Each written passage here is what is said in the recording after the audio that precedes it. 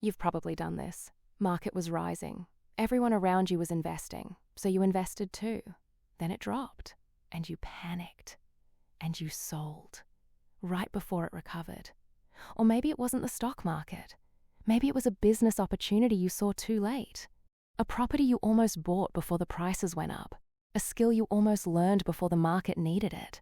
That feeling of always being one step behind, of watching other people build wealth while you're still trying to catch up, has a name. It's called pro-cyclical behavior. And it is the single most common reason people with good incomes still end up with nothing to show for it. The cure for it was figured out 3,700 years ago by a man who started with absolutely nothing. No money, no connections, no freedom, and built the most complete financial position in the history of human civilization. His name was Joseph. And today, we're going to go through his entire playbook, not as a Bible story, as a financial case study.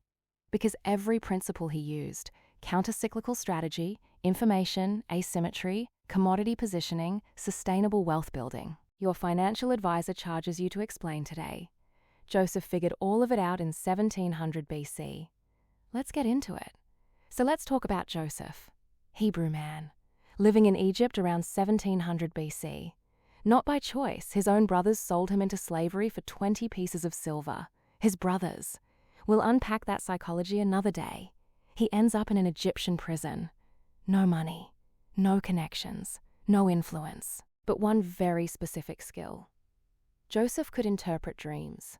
Someone tells him a dream, he tells them exactly what it means.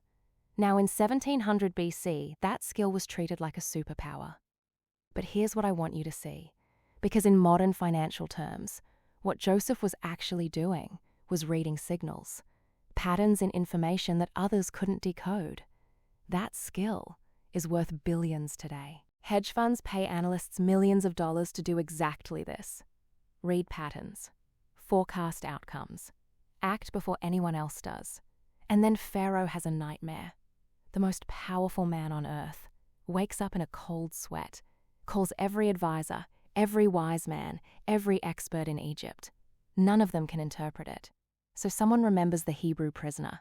They pull Joseph out of his cell. He cleans up, stands before Pharaoh, and delivers what I can only describe as the most consequential economic forecast in recorded history. 7 years of extraordinary agricultural surplus, bumper crops, overflowing harvests, grain everywhere, immediately followed by 7 years of famine so catastrophic it would erase every memory of the good years. Now, most people hear dream interpretation and immediately stop paying attention. That is the most expensive mistake you can make with this story, because what Joseph just received is what the SEC calls material non-public information. Let me explain that term because it matters for everything that follows. Material means it's important enough to affect financial decisions. Non-public means nobody else has access to it. Forward-looking means it's about something that hasn't happened yet, when someone acts on information like this to make money, before anyone else knows. We call it insider trading. It is a federal crime. Joseph had the most material, most non-public, most forward-looking intelligence about the most critical commodity market on earth. And he was about to use every single bit of it. Here's where Joseph goes from interesting to genuinely extraordinary. First, let's define a word we're going to use a lot. Commodity. A commodity is any raw material that everyone needs and that anyone can theoretically produce or sell. Oil is a commodity. Gold is a commodity. And in 1700 BC, grain was the commodity, the most important one on earth. Because without it, people died. Joseph's proposal to Pharaoh is elegant, almost dangerously simple. During the 7 good years, impose a 20% grain tax across all of Egypt.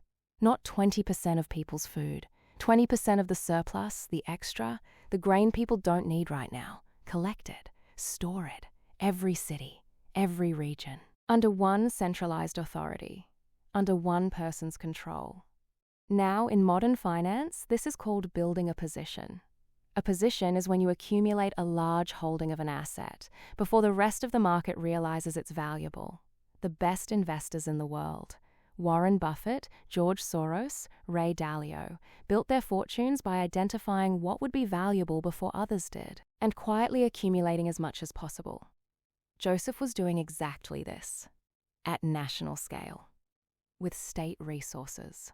7 years before the demand would arrive, Pharaoh's response was immediate. He appointed Joseph, chief administrator of Egypt, second in command of the most powerful empire on earth. For 7 years, Joseph ran this operation with military precision. Storage facilities in every major city, grain flowing inward from every farm, centralized under his complete control. And then Scripture records something extraordinary. He stopped keeping records, not because the system broke down, because the amount of grain was beyond measure. He had accumulated so much, he literally stopped counting. In portfolio management terms, Joseph was now long grain. Being long on an asset means you own a large amount of it, betting that its value will increase. When you're long grain, and a 7-year famine is about to hit, you are holding the most valuable asset on earth. And when the famine arrived, right on schedule, from every nation surrounding Egypt, people came, because there was only one place left to buy food, and Joseph controlled all of it. Now let's talk about what that actually looked like, because this is where the financial lesson gets uncomfortable and important. When the famine hit, people came to buy grain. First, they paid with money. Standard transaction. Fair enough. But the famine lasted 7 years. The money ran out, so Joseph accepted livestock. Every cow, every sheep, every animal they owned, in exchange for grain. The livestock ran out, so Joseph accepted land. Every farm, every field, every piece of property transferred to the state in exchange for food. When the land was gone, people sold themselves, their freedom, in exchange for grain. An entire population reduced to landless, indebted serfs, not through conquest, not through war, through a commodity position so completely dominant that there was no economic alternative. Under modern law, this touches predatory lending statutes, debt bondage legislation, and consumer protection law in ways that would generate criminal charges. No legal team on earth could defend. Predatory lending is when a lender deliberately targets people with no alternatives and extracts terms so severe that the borrower can never fully recover. In 1982, brothers named Nelson and William Hunt tried something similar with silver. They accumulated over 100 million ounces, drove prices up 700%, and were financially destroyed by the US government's response. They cornered one commodity for less than a year. Joseph cornered the entire global food supply during a famine for 7 years. The Hunt brothers were amateurs. Now here is the financial lesson I want you to take from this phase, and it's a cautionary one.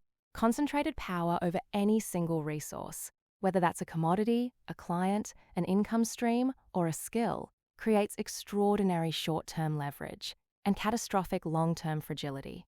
Think about your own financial life. One client that represents 80% of your revenue, one skill in a market that's about to shift, one income stream with no backup, one asset class with your entire net worth inside it. The monopoly feels like strength until the thing you control stops being needed. And then it feels like a trap. Diversification isn't just a portfolio management strategy. It is protection against the moment your single point of control becomes your single point of failure. Now here is the part of this story that almost nobody talks about. And it's the part that matters most. When the famine ended, Joseph gave the land back. Every farmer who had surrendered their property to survive got it back. He restructured the arrangement into a 20% ongoing tax and returned land ownership to the people. In financial terms, this is what we call an exit strategy, but it's a very specific kind of exit strategy. Most exit strategies are designed around one question: how do I maximize what I walk away with? Joseph's exit strategy was designed around a different question entirely. How do I restore the system I disrupted? The East India Company held its position until the British government forcibly dissolved it. Standard Oil held until the Supreme Court broke it into 34 pieces.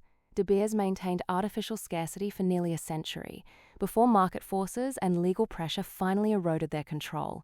Not one of them voluntarily returned what they took, when they still had leverage. Joseph did. And here is why that matters for you personally. In any negotiation, any business deal, any position of leverage, the moment you use power extractively rather than constructively, you begin destroying the system you depend on.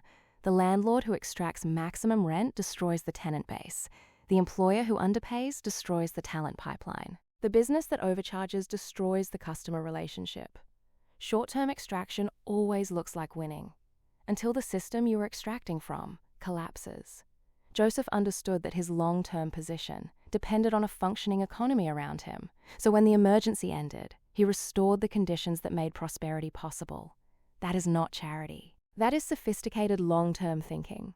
The closest modern term is stakeholder capitalism, the idea that sustainable wealth creation requires the health of the entire system you operate in, not just your own balance sheet.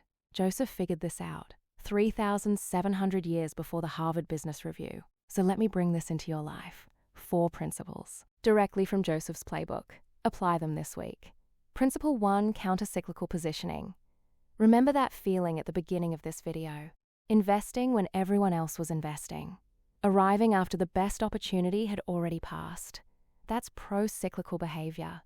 The fix is simple but uncomfortable. Build during the good times, not after the crisis starts. Set up an automatic transfer from every paycheck into a separate savings or investment account before you spend a single dollar. Not from what's left over. From the top. 20% if you can. 10% if you can't. Whatever the number, make it automatic. Make it before spending. And don't touch it. That account is your grain store. Joseph built his during 7 years of abundance. Most people wait for the famine to start saving. Don't be most people. Principle 2, information asymmetry. Pick one area, one industry, one market, one skill, one demographic shift, and go deeper than anyone around you. Not casually deeper. Seriously deeper. Read the reports nobody else is reading. Understand the mechanics nobody else has bothered to understand. Follow the people building in that space before it becomes obvious. You don't need secret information. You need better information than the average person acting in that space. That gap, consistently maintained, is worth more than any salary increase you'll ever negotiate. Principle 3, diversification as defense. Right now, after this video, write down every source of income you have. If you can only write one, that is a single point of failure. Not an income. A dependency. Start building a second stream this week. It doesn't need to be big. It needs to exist. A freelance skill. A digital product. An investment that pays dividends. Whatever it is, start it before you need it. Joseph didn't build storage in one city. He built it everywhere. Your financial resilience works the same way. Principle 4, sustainable extraction. In every financial relationship you have, client, employer, customer, tenant, partner, ask yourself honestly, am I taking value from this system, or am I building value into it? Because the ones who build value into it stay in the game longest, and the ones who only extract eventually find the system unwilling to sustain them. Joseph gave the land back, not because he had to, because he understood that his future depended on the people around him having one. So here is the question I want to leave you with.